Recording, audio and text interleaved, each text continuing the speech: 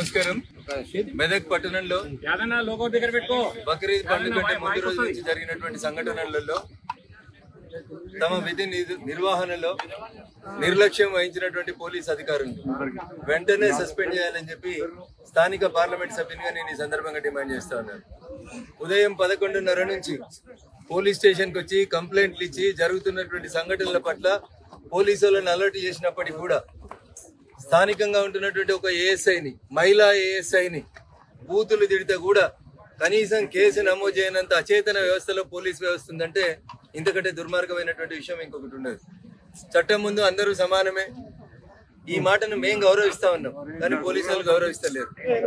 ఎవరి మెహర్బానీ కోసమో, ఎవరి పోస్టింగ్ల కోసమో, ఎవరిని కాపాడుకోవడం కోసమో చేస్తున్నటువంటి కుట్రలు కుతంత్రాలని ప్రజల ముందు ఒక చర్చ గుంచాలనే ఉద్దేశంతో రఘునందన్ రావు ఈరోజు కోర్టు సమక్షంలో మాట్లాడడం జరుగుతూ ఉంది. సభ్య సమాజం ఆలోచించాలి. హిందువులకో నీతి, ముస్లింలకో నీతి. పోలీస్ అధికారులు కూడా వాళ్ళనైతే పట్టుకురాము, మిమ్మల్ని అయితే పట్టుకొస్తాం. ఈ రోజు కూడా 14 మందిని పట్టుకొచ్చి టౌన్ పోలీస్ స్టేషన్ లో పెడుతున్నారంట. అరే ముందు మీ ఏఎస్ఐని బూతులు తిట్టిన వాళ్ళని పట్టుకొస్తే నీ ఒంటి మీద ఉన్నటువంటి యూనిఫామ్ కు విలువ ఉంటుంది. సిఐ గారు చిన్న చిన్న పిల్లల్ని ఆధార్ కార్డులు తీసుకురమ్మని పోలీస్ స్టేషన్ కు రమ్మని బెదిరించి కూర్చోబెట్టి ఇప్పుడు కోర్టు కాడికెళ్ళి కూడా పట్టుకపోతామని చెప్తా ఉన్నారంట. ఇట్లా భయపట్టిస్తేవాడు భయపెట్టేవాడు లేడు ఇక్కడ. సిఐలు గుర్తుపెట్టుకోరు. మీరు ఫోటోలు తీసుకోవడాలు వీటికి ఎవడు భయపడతాడన్న చాలా చూసి ఇందాక వచ్చింది తెలంగాణ ఉద్యమం, తెలంగాణ గడ్డ. ఏం లేనప్పుడే నిజాం నవాబ్ సైన్యాన్ని కారం పొడితో ఉరికించినటువంటి తెలంగాణ గడ్డ ఇది. అందుకని పోలీస్ అధికారులకు చాలా స్పష్టంగా చెప్తా ఉన్నా, డ్యూటీ చేస్తే సరిగా చేయండి, చేత కాకపోతే లీవ్ పెట్టుకొని పోండి. కానీ హిందువులకైతే ఒక నీతి, ముస్లింలకైతే ఇంకొక నీతి. ఎందుకు దవాఖానకు చూడొస్తలేదా పేషెంట్ని? దెబ్బలు తాకినాయి ఆయనకి. వారం రోజులు హాస్పిటల్లో పెట్టి నాటకాలు ఆడిచ్చి ఎవరి మెహర్బానీ కోసం మీరు దవాఖానలో ఇస్తున్నారు? మెదక్లో గవర్నమెంట్ హాస్పిటల్ లేదా? ఏ దవాఖానలో ఉన్నాడు మీకు కంప్లైంట్ ఇచ్చిన ఆయనకు తెలుగు వస్తుందా? ఆయన ఉర్దూలో రాసుకొస్తా, మీరు తెలుగులో రాస్తారా మీ కానిస్టేబుల్? ఇదేనా మనం చేయాల్సినటువంటి డ్యూటీ? నేను దయచేసి చెప్తా ఉన్నా, ఇట్లాంటి తప్పుడు పనులు చేసేటువంటి పోలీస్ అధికారులకి మీకు గుర్తుండాలి. చాలా సందర్భాల్లో రఘునందన్ రావు మీ తరఫున వకాలత్ చేసిండు.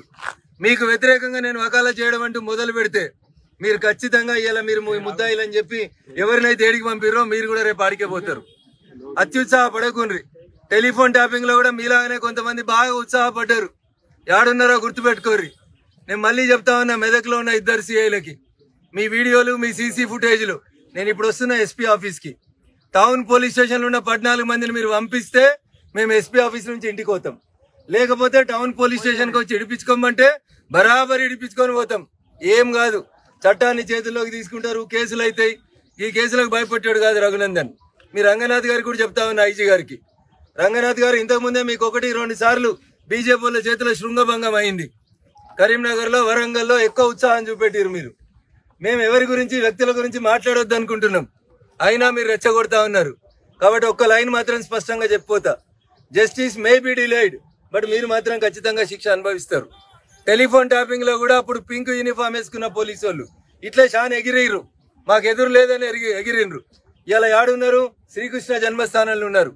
మెదక్ పోలీస్ అధికారులకు కూడా చెప్తా ఉన్నా, తొందరపడి మీరు తప్పుడు పనులు చేస్తే ఖచ్చితంగా మీరు కూడా శ్రీకృష్ణ జన్మస్థానానికి వస్తారు. ఇది నేను మెదక్ ఎంపీగా మా మెదక్ ప్రజలకు ఇస్తున్నటువంటి బాధ. పోలీస్ స్టేషన్ కి నిన్న కార్డులు తీసుకొని వస్తే, నిన్న ఆధార్ కార్డులు తీసుకురామంటే ఆధార్ కార్డులు తీసుకొని వస్తే ఎట్లా కూర్చోబెడుతున్నారు? 3 గంటలు, 5 గంటలు. ఏ చట్టం పర్మిట్ చేసింది మీకు? మేము మీకు కోఆపరేట్ చేస్తా ఉంటే, ఇంత జరిగినాక కూడా మీరు ఆధార్ కార్డులు తెమ్మంటే తీసుకొని వస్తుంటే సెల్ ఫోన్లు గుంజుకుంటారు. ఏ సెక్షన్ గుంజుకోమని చెప్పింది ఫోన్? ఏ సెక్షన్ ప్రకారం మీరు గుంజుకున్న ఫోన్లను డిపాజిట్ చేయరు? వారి పోదాం మీ ఎస్పీ గారి దగ్గరికి, చెప్తా ఇండియన్ పీనల్ కోడ్ ఏం చెప్తుందో నేను మాట్లాడతారండి. బరాబర్ ఇప్పుడు ఎస్పీ గారి ఆఫీస్కి పోతాం, జరుగుతున్న అన్యాయాల మీద మాట్లాడతాం, తప్పు చేసినటువంటి పోలీస్ అధికారులను శిక్షించమని అడుగుతాం. యూనిఫామ్ లో ఉన్న ఒక ఏఎస్ఐని, హిందూ మహిళా ఏఎస్ఐని తిడితే రోషం వత్తలేదైంది పోలీసు వాళ్ళకి? పోలీసు వాళ్ళని ముడితే తిడితే కూడా అరెస్ట్ చేయడం చేత కాకపోతే బంజాయిరీ యూనిఫామ్లు పెట్టేసుకొని వెళ్ళిపోండి. చేస్తారు ప్రజలు కూడా పోలీసు వాళ్ళని నౌకరీ చేసేందుకు భారత రాష్ట్రం ఇచ్చింది. నేను 2 రోజులు ఓపిక ఉన్నా, సంయమనం పాటించిన, దాని అర్థం మీకేదో బాగా తెలుసు మాకేదో తెలియదని కాదు. ఈ సమాజం సామరస్యంగా ఉండాలని మేము కోరుకుంటున్నాం. మేము కోరుకుంటే పరమత సహనం ఉంటుంది. కానీ మీరు చేసినటువంటి కారణాల వల్ల 100% మీరు తప్పులు చేస్తా ఉన్నారు. ఏదో 10 మంది ఉంటారు, పోనీ వాళ్ళు మనోళ్లే కదా పోలీసు వాళ్ళు అనుకుంటే ఏదో చేద్దాం అనుకుంటే మాత్రం రఘునందన్ సహించాడు. చాలా స్పష్టంగా చెప్తా ఉన్నా, ఎవరైతే ఆరిఫ్ అనేటువంటి వ్యక్తి ఇంజూర్డ్ ఏ హాస్పిటల్ ఉన్నాడు, ఎందుకు అనుమతిస్తున్నారు మీరు? ప్రైవేట్ హాస్పిటల్ ఎందుకు ఉంచిర్రా ఆయనను? మీరు పోయి చూసి వచ్చిర్రా? గవర్నమెంట్ హాస్పిటల్కి ఎందుకు పంపుతలేరు? ఇంకెన్ని రోజులు ఉంచుతారు? ఆయనకైనా ఇంజూరీ ఎంత పెద్దగా ఉంది అంటే గ్రీవియస్ ఇంజూరీ తీసుకొస్తే ఆయన దవాఖానలు ఉన్నాడని మీరు రేపు బెయిల్ పిటిషన్ కంటెస్ట్ చేస్తే మా వాళ్ళకి బెయిల్ రావద్దని చూస్తురా? నేను అందుకనే ఇప్పుడు మెదక్ ఎస్పీ గారికి చెప్తున్నా, సాయంత్రం కల్లా ఆరిఫ్ డిశ్చార్జ్ కావాలి, ఆరిఫ్ని తీసుకొచ్చి రిమాండ్ చేయాలి.